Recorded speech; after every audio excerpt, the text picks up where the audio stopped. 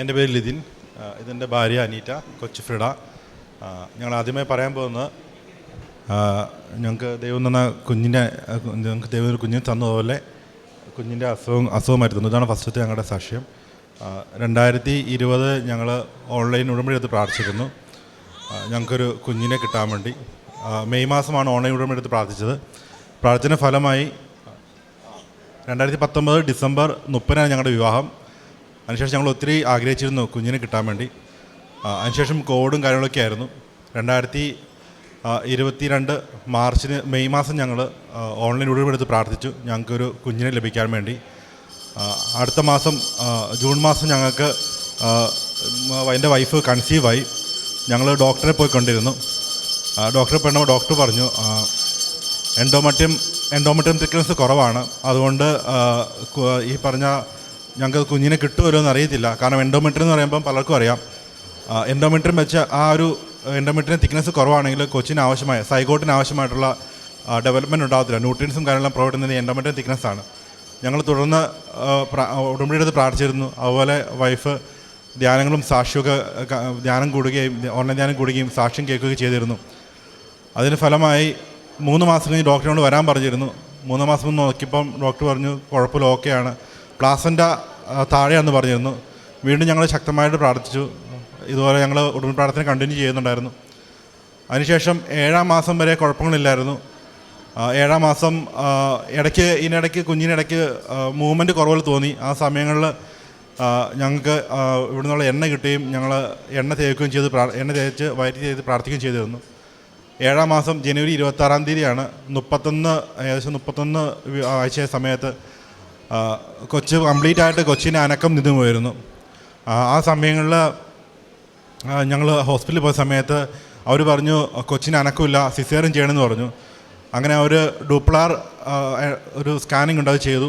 ആ സ്കാൻ ചെയ്ത സമയത്ത് പറഞ്ഞു കൊച്ചിൻ്റെ കഴുത്തിൽ പുക്കിൾ കൂടി ചുറ്റിക്കിടക്കുകയെന്ന് പറഞ്ഞു. അതുകൊണ്ടാണ് കൊച്ചിന് അനങ്ങാൻ പറ്റാത്തതെന്ന് പറഞ്ഞു. അപ്പോൾ അവർ പറഞ്ഞു നാളെ നിങ്ങൾക്ക് സിസേറിയൻ ചെയ്യാൻ പോകുകയെന്ന് പറഞ്ഞു. വീണ്ടും ഞങ്ങൾ പ്രാർത്ഥിച്ചു. ഉടമ്പടി പ്രാർത്ഥന വീണ്ടും ഞങ്ങൾ കണ്ടിന്യൂ ചെയ്യായിരുന്നു, പ്രാർത്ഥിച്ചുകൊണ്ടിരുന്നു. ആ സമയങ്ങളിൽ ഞങ്ങളുടെ ഒരു ഡോക്ടർ അവിടെ അവൈലബിൾ അല്ലായിരുന്നു. ആ ഡോക്ടർ നാട്ടിലാണ്. ഡോക്ടർ തിരിച്ചവിടെ എത്തി. ഞങ്ങൾ ഷാർജയിലായിരുന്നു ഞങ്ങളുടെ ഡെലിവറി നടന്ന്. ഡോക്ടർ തിരിച്ചെത്തി. ഡോക്ടർ പറഞ്ഞു നമുക്ക് കണ്ടിന്യൂ ചെയ്യാമെന്ന് പറഞ്ഞു. അങ്ങനെ 35.2 ആഴ്ച വരെ കുഞ്ഞ് വൈഫിൻ്റെ ഉദരത്തിലുണ്ടായിരുന്നു. അന്ന് ഇൻഡ്യൂസ് ലേബർ ചെയ്തു. ഇൻഡ്യൂസ് ലേബർ ചെയ്ത ശേഷം ഞങ്ങൾക്കന്ന് കൊച്ചിനെ ലഭിച്ചു. പിന്നീട് സംഭവിച്ചത് കൊച്ചിന് തലയിൽ ഒരു ക്ലോട്ട് ഉണ്ടായി, സെഫലോട്ടോമ എന്ന് പറയും. അതുപോലെ തന്നെ കൊച്ചിന് ജോണ്ടീസ് ഉണ്ടായി. എൻ്റെ ബ്ലഡ് ഗ്രൂപ്പ് AB പോസിറ്റീവും വൈഫിൻ്റെ O പോസിറ്റീവാണ്. അപ്പോൾ നോർമലി പോസിറ്റീവ് ഗ്രൂപ്പ് വരാനാണ് ചാൻസ് കൂടുതൽ. പക്ഷേ കൊച്ചിൻ്റെ ബ്ലഡ് ഗ്രൂപ്പ് B നെഗറ്റീവായി. ഈ 2 കാരണം കൊണ്ട് കൊച്ചിനെ വീണ്ടും അവർ NICU ഇട്ടു 11 ദിവസം.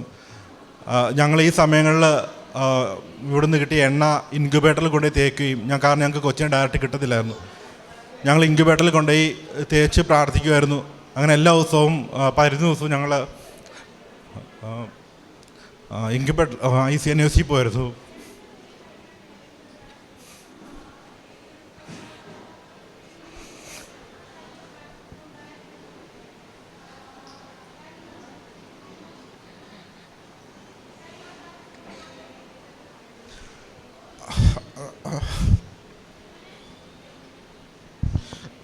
കർത്താവ് ഞങ്ങളെ അനുഗ്രഹിച്ചു.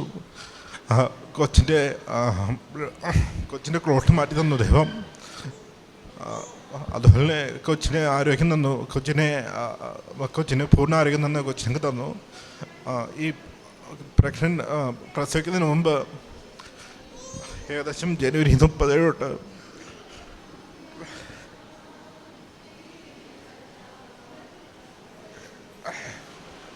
ജനുവരി 8 മാർച്ച് 8 വരെ, ജനുവരി 30 ഏപ്രിൽ 17 വരെ, ക്ഷമിക്കണം ഡേറ്റ് തെറ്റിപ്പോയി, ജനുവരി 27 തൊട്ട് ഫെബ്രുവരി 17 വരെ എല്ലാ ദിവസവും ഞാൻ രാവിലെയുമായിട്ട് ഹോസ്പിറ്റലിൽ പോകുമായിരുന്നു. ഹോസ്പിറ്റലിൽ പോകുന്നതിന് കാരണം കൊച്ചിൻ്റെ ഹെഡ് ബീറ്റ് ചെക്ക് ചെയ്യാൻ വേണ്ടിയായിരുന്നു. ഹെഡ് ബീറ്റ് ഇല്ലെങ്കിൽ കൊച്ചിനെ വൈഫിനെ സിസേറിയൻ ചെയ്യണമെന്ന് പറഞ്ഞിരുന്നു. പക്ഷേ ദൈവം വളരെ അത്ഭുതം പ്രകടിച്ച് ഒരു അബദ്ധപ്പെടം കൂടാതെ എനിക്ക് കൊച്ചിനെയും അമ്മയും തിരിച്ചു തന്നു. അതുപോലെ രണ്ടാമത്തെ ഞങ്ങളുടെ സാക്ഷ്യം എന്ന് പറഞ്ഞാൽ വൈഫിന് ജോലി കിട്ടുന്നതാണ്. Wife 2019 online ഉടമ്പടിയെടുത്ത് പ്രാർത്ഥിച്ചിരുന്നു. 2019 ഉടമ്പടിയെടുത്ത് പ്രാർത്ഥിച്ച സമയത്ത് അവൾക്ക് 2 വർഷം എക്സ്പീരിയൻസ് ഉള്ളു. അവൾ നേഴ്സായിട്ട് വർക്ക് ചെയ്തിരുന്നത്.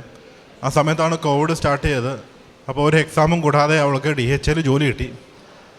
സാധാരണഗതിയിൽ DHL ജോലി കിട്ടാൻ അത്ര എളുപ്പമല്ല. അവിടെ നേഴ്സുമാർക്ക് അറിയാം എത്ര വർഷം എക്സ്പീരിയൻസ് വേണം, കുറച്ച് പാടാണ് കിട്ടാൻ. പക്ഷേ ഒരു 2 വർഷത്തെ ക്വാളിഫിക്കേഷൻ, വേറെ ഒരു എക്സാം ഒന്നും പാസ്സായില്ലായിരുന്നു. അവൾക്ക് കോവിഡ് ഡ്യൂട്ടി ആയിരുന്നു. അങ്ങനെ കോവിഡ് ഡ്യൂട്ടി കഴിഞ്ഞ് അവൾക്ക് അവിടെ ജോലി കിട്ടി. തുടർന്ന് നമ്മൾ ഉടമ്പടി എടുത്ത് ധ്യാനം കൂടുന്നുണ്ട്, ഓൺലൈൻ ധ്യാനം കാണുന്നുണ്ടായിരുന്നു, അതുപോലെ സാക്ഷ്യങ്ങൾ കേൾക്കുന്നുണ്ടായിരുന്നു. അവൾ എക്സാം എഴുതി, അവൾക്ക് ഫസ്റ്റ് ചാൻസിന് DH എക്സാം എഴുതി പാസ്സായി. മാതാവിനെ മധ്യസ്ഥയിൽ ഞങ്ങൾക്ക് ഒത്തിരി അനുഗ്രഹം കിട്ടി. തന്ന എല്ലാ അനുഗ്രഹങ്ങൾക്കും മാതാവിനോടും ഈശോയോടും നന്ദി പറയുന്നു. Praise lord. ആമീൻ.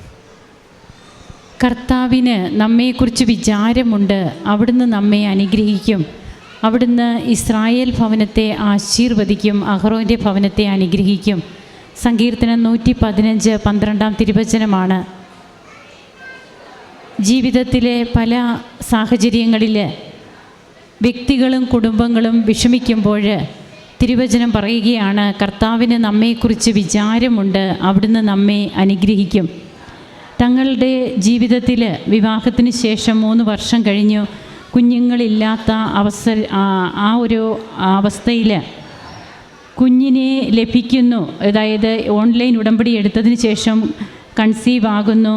എന്നാൽ പിന്നീടുണ്ടായ ഓരോ കോംപ്ലിക്കേഷൻസ്, പ്രഗ്നൻസിയുടെ ടൈമിലൊക്കെ എന്തൊക്കെയായിരുന്നു കുഞ്ഞിനുണ്ടായിരുന്ന കോംപ്ലിക്കേഷൻസൊക്കെ ഡോക്ടേഴ്സ് പറഞ്ഞത്. അതിൽ നിന്നൊക്കെ എങ്ങനെയാണ് പ്രത്യക്ഷീകരണ പ്രാർത്ഥന, പരിശുദ്ധ അമ്മയുടെ പ്രത്യക്ഷീകരണ പ്രാർത്ഥനയായിരുന്നു ഇവർക്ക് കൂട്ടും ബലവുമായിട്ടുണ്ടായിരുന്നത്. ബഹുമാനപ്പെട്ട VP ജോസഫ് അച്ഛൻ്റെ ഉടമ്പടി ധ്യാനങ്ങളൊക്കെ കൂടുന്നു. ഓൺലൈൻ ഉടമ്പടിയാണ് ആദ്യം എടുത്തത്, പിന്നീടാണ് ഇവിടെ വന്ന് തീർത്ഥാടന ഉടമ്പടി എടുക്കുന്നത്. അങ്ങനെ കുഞ്ഞിൻ്റെ എല്ലാ അവസ്ഥകളും നന്മയ്ക്കാക്കി മാറ്റുന്ന ദൈവത്തിൻ്റെ ഇടപെടലുകളാണ് പിന്നീട് നമുക്ക് കാണുവാൻ കഴിയുന്നത്. അങ്ങനെ ആരോഗ്യമുള്ള ഒരു കുഞ്ഞിനെ തന്നെ ഇവർക്ക് ലഭിക്കുകയാണ്. കുഞ്ഞ് NICയിലൊക്കെ ആയിരുന്നു. ഓരോ അവസ്ഥകളിലും പിന്നീട് പൊക്കിൾക്കൊടി ചുറ്റി അങ്ങനെ ആകെ ഒരു തങ്ങൾക്ക് കുഞ്ഞിനെ നഷ്ടപ്പെടുമോ എന്നുള്ള ഒരു അവസ്ഥയിൽ നിന്ന് ഉടമ്പടി തൈലമൊക്കെ പൂശി പ്രാർത്ഥിക്കുന്നത് വഴി എങ്ങനെ ആ കുഞ്ഞിനെ ആരോഗ്യമുള്ള കുഞ്ഞായി ഇവർക്ക് ലഭിച്ചു. ഇന്ന് കുഞ്ഞുമായിട്ട് വന്ന് സാക്ഷ്യം പറയുകയാണ്. അതോടൊപ്പം തന്നെ തങ്ങൾക്കൊരു ജോലി, വൈഫിൻ്റെ ഒരു ജോലിയുടെ കാര്യവും പറഞ്ഞു. അത് എക്സ്പീരിയൻസൊക്കെ കുറവായിരുന്നു വൈഫിന്. എക്സ്പീരിയൻസ് ഉള്ളവർക്ക് പോലും DHയിൽ ജോലി ലഭിക്കുന്നത് ബുദ്ധിമുട്ടായിരിക്കുന്ന സാഹചര്യത്തിൽ വൈഫിൻ്റെ കാര്യത്തിൽ പെട്ടെന്നാണ് ദൈവിക ഇടപെടലുകൾ ഉണ്ടാകുന്നത്. അങ്ങനെ ജോലി ലഭിക്കുകയും ഈ കുടുംബസമേതം ഇവിടെ വന്ന് കുഞ്ഞിനോടൊപ്പം വന്ന് സാക്ഷ്യപ്പെടുത്തുന്ന ഈ മക്കൾ ദൈവത്തിൻ്റെ മഹത്വം പ്രഘോഷിക്കുമ്പോൾ ഇവിടെ എത്രയോ സാക്ഷ്യങ്ങൾ ഇന്ന് തന്നെ കുഞ്ഞുങ്ങളുമായിട്ട് വന്ന് സാക്ഷ്യം പറഞ്ഞവർ പലരുണ്ട്. ഒരു ദിവസം പോലും കൃപാസനത്തിൽ കുഞ്ഞുങ്ങളുമായിട്ട് പറയാത്ത സാക്ഷ്യങ്ങൾ വിരളമാണ്. എല്ലാ ദിവസവും തന്നെ കുഞ്ഞുങ്ങളുമായിട്ട് വന്ന് സാക്ഷ്യം പറയുന്നുണ്ട്. വൈദ്യശാസ്ത്രമൊക്കെ പലതും നടക്കില്ല എന്ന് പറയുമ്പോൾ എങ്ങനെയാണ് ഉടമ്പടി അനുഗ്രഹവും അവകാശവുമായി ഓരോ കുടുംബത്തിലേക്കും കടന്നു വരുന്നത് എന്നുള്ളതാണ് നമുക്ക് കൂടുതലായി ബോധ്യപ്പെടുന്നത്. നമുക്ക് കരങ്ങളടിച്ച് ഈശോയ്ക്കും അമ്മയ്ക്കും നന്ദി പറയാം, ദൈവത്തെ ആരാധിക്കാം. ഈശോയെ നന്ദി, ഈശോയെ സ്തുതി, ഈശോയെ ആരാധന. അത്യപൂർവ ദൈവാനുഭവങ്ങൾ ഇനി നിങ്ങൾക്കും സ്വന്തം. ഈ യൂട്യൂബ് ചാനൽ ഇതുവരെ സബ്സ്ക്രൈബ് ചെയ്തിട്ടില്ലെങ്കിൽ ഇപ്പോൾ തന്നെ സബ്സ്ക്രൈബ് ചെയ്യുക. ഈ വീഡിയോ ഇപ്പോൾ തന്നെ നിങ്ങളുടെ സുഹൃത്തുക്കൾക്ക് ഷെയർ ചെയ്തുകൊണ്ട് കർത്താവിൻ്റെ പ്രേക്ഷിതരാകുക.